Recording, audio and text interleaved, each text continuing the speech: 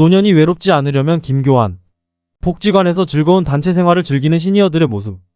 시니어메일 DB.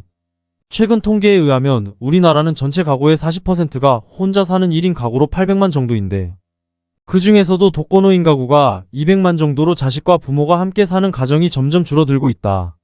배우자와 덩그러니 둘만 남은 빈둥지 가정에서 서로 의지하고 지내다가 결국은 어느 한쪽이 먼저 가게 되어 혼자 남을 수밖에 없는 구조의 가정이 되고 있다. 자녀들은 모두 분가해 나가고 어떻게 하면 외롭지 않을까? 사람은 비록 혼자 왔다가 혼자 간다고 하지만 인간은 유아독존이 안 되는 관계 속에서 살아가는 사회적 동물이다. 그런데 우리 인생은 누구나 어느 한때가 되면 반드시 혼자 사는 시기가 온다.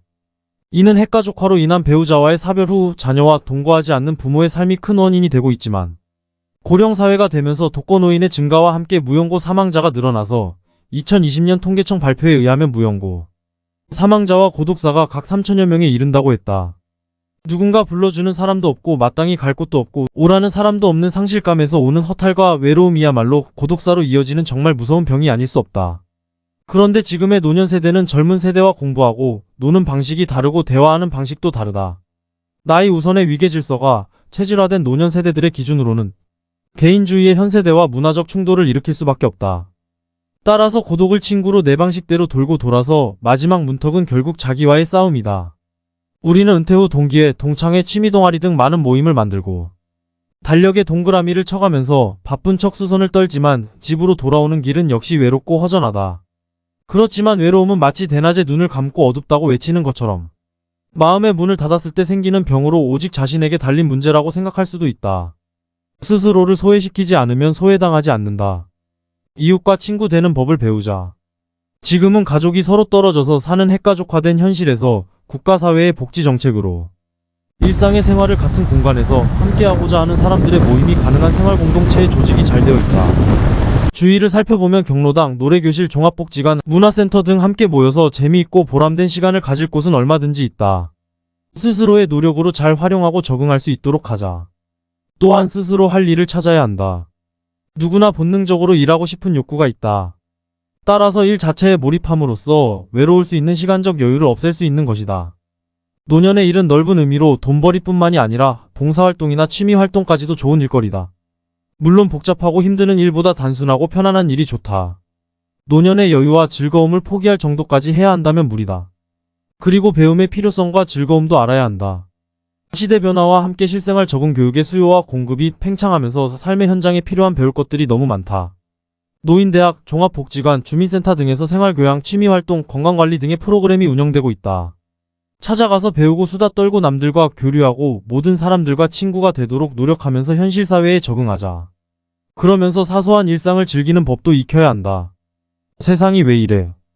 어쩌다가 한바탕 턱 빠지게 웃는다 그리고 아픔을 그 웃음에 묻는다 그저 와준 오늘이 고맙기는 하여도 죽어도 오고 마는 내일이 두렵다. 테스형 세상이 왜 이래 왜 이렇게 힘들어와. 테스형 소크라테스형 사랑은 또 왜 이래 너 자신을 알라고 툭 내뱉고 간 말을 내가 어찌 알겠소 모르겠소. 나훈아의 테스형 노랫말이다.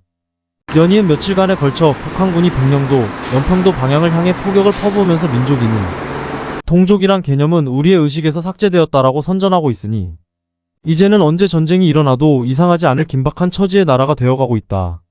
그런데 정치가 국민을 더욱 불안하게 만들고 있다. 양대 정당의 극단적 혐오 정치가 상식을 벗어나서 온 나라를 편갈라 진영 싸움만 하고 있는 현실이고 보면 이게 나라냐? 란 말이 나올 만하다. 며칠 전 야당 대표의 피습 사건으로 범인 김모씨 67가 경찰 조사를 받고 있지만 이 문제 역시 서울과 부산대 병원, 당적 공범 등 정치판 싸움으로 번져서 온 세상이 시끄럽다. 기본도 원칙도 무너지는 세상이다. 여의도 사투리의 정치꾼들에 의해 국민들은 끌려만 가야 하고 사회 분열과 극심한 부패, 극심한 포퓰리즘, 내로남불의 도를 넘은 행정, 사법권의 불신과 반대를 위한 반대가 팽배한 현실이다. 어느 편이 이기든 나라가 걱정이다. 앞뒤도 없고 논리도 없이 국민이야 어찌되든 자기 편들의 표를 모아 정치적인 교두보를 확보하려는 세력 다툼이 정치판을 극좌 아니면 극우로 몰아가고 있다. 옳고 그름을 따지기보다 좋다. 싫다가 먼저이고 내 편의 말이면 무조건 맞고 상대편의 말이면 무조건 틀리다. 인터넷에서는 연일 끔찍한 가짜뉴스들이 판을 치고 이리저리 퍼날라지면서 국민들을 멘붕 탈붕괴 상태로 몰아가고 있다. 우리말 가운데 덩덕개와 시정말라는 재미있는 말이 있는데 덩덕개란 게 한 쌍이 사랑을 하고 그 언저리를 공중공중 뛰면서 덩달아 좋아서 날뛰는 개를 말한다. 시정 많은 발정난 암말을 상대로 애무하다가 암말이 흥분하는 결정적인 순간 시수말에게 자리를 넘겨주는 말이다. 우리 사회엔 뭐가 뭔지 내용도 잘 모르면서 덩덕개 같이 날뛰는 사람들이 적지 않다.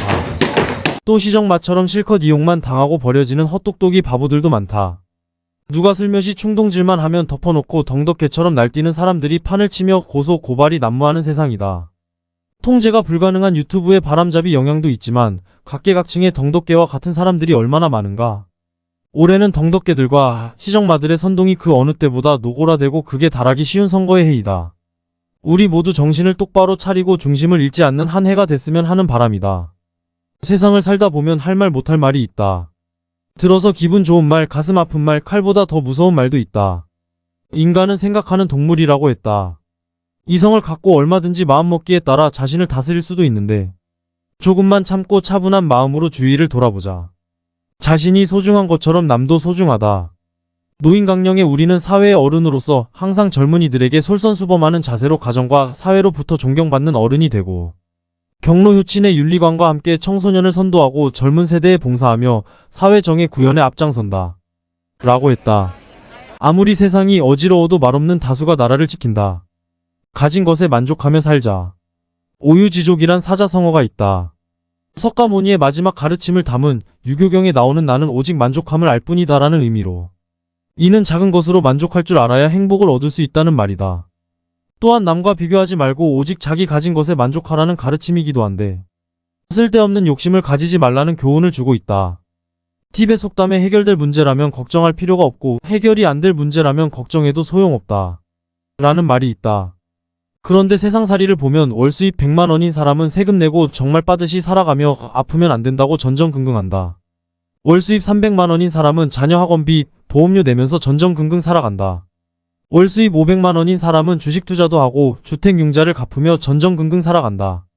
월수입 1000만원인 사람은 자녀의 해외 유학비 대느라 전전긍긍 살아간다. 월수입 1억원인 사람은 그 수입을 유지하려고 전전긍긍 살아간다. 월수입 얼마인지도 모르는 사람은 재산 때문에 자식들의 상속싸움 걱정으로 죽고 싶어도 죽지 못하고 전전긍긍 살아간다. 인터넷으로 떠도는 글을 옮겨보았는데 참 의미 있는 이야기다. 왜 사람들은 있으나 없으나 모두 전전긍긍하며 살아야 할까? 이 지구상에서 아무리 가져도 만족을 모르는 동물은 인간뿐이라고 했다. 끝도 없이 하고 싶고 갖고 싶고 되고 싶고 얻고 싶어서 앞만 보고 달려왔구나. 아직도 갖고 싶은 게 남았고 부족하다니. 우리 속담에 천석구는 1000가지 걱정이요 만석구는 10,000가지 걱정이 있다고 했다. 어느 누구라도 크든 작든 걱정거리 한두 가지는 가슴에 담고 살아가는데 지금의 노년세대는 안 쓰고 안 먹고 안 놀고 아껴 쓰는 것이 체질화되어서 무엇 하나 놓지 못함이 몸에 익숙해졌다. 그러나 늙음은 직업, 재력, 건강 등 모든 것을 평준화시킨다. 잘났다고 많이 가졌다고 건강하다고 자랑해봐야 세월을 못 당한다. 그래서 행복하기 위해서는 바로 자신이 움켜쥐고 있는 것들을 하나씩 내려놓으면 된다. 내려놓으면 자유로워지는데 우리는 많은 것들을 내려놓지 못해서 힘들고 어렵다. 욕심과 욕망은 무거운 짐이 되어 자유를 잃게 되고 마음만 괴롭게 한다. 자신을 한번 돌아보자. 짐은 줄일수록 발걸음은 가벼워지는 것이니 지금부터라도 하나씩 내려놓고 몸을 가볍게 하자. 그리고 아직도 내려놓지 못하는 짐이 너무 많은 건 아닌지 살펴보자. 이제 불필요해진 것들을 과감하게 버리고 비우면 삶의 공간이 넓어지는 만큼 마음도 여유롭고 편해질 것이다. 이미 필요 없어졌거나 의미가 없어진 일을 포기 못하는 것도 문제다. 남보다 뛰어나다고 똑똑하다고 잘났다고 많이 안다고 내가 더 잘할 거라 생각 말자. 내 분수와 처지를 돌아보고 만족할 줄 알면 부자나 다름없지만 많은 걸 가져도 만족을 모르는 사람이야말로 평생 가난한 사람일 수밖에 없다. 남과 나를 비교하기보다 어제의 나와 오늘의 나를 비교하면서 내 처지 내 분수에 만족할 나이가 되었다. 모든 욕심을 내려놓고 내가 가진 것에 만족하면서 살라는 것이 오유지족의 교훈이다. 천년만년 살 것처럼 버리지 못하고 언젠가라는 막연한 기대야말로 부질없는 짓이다. 내려놓으면 인생이 즐겁고 지금 이 순간을 즐겁게 사는 것이 잘 사는 길이다.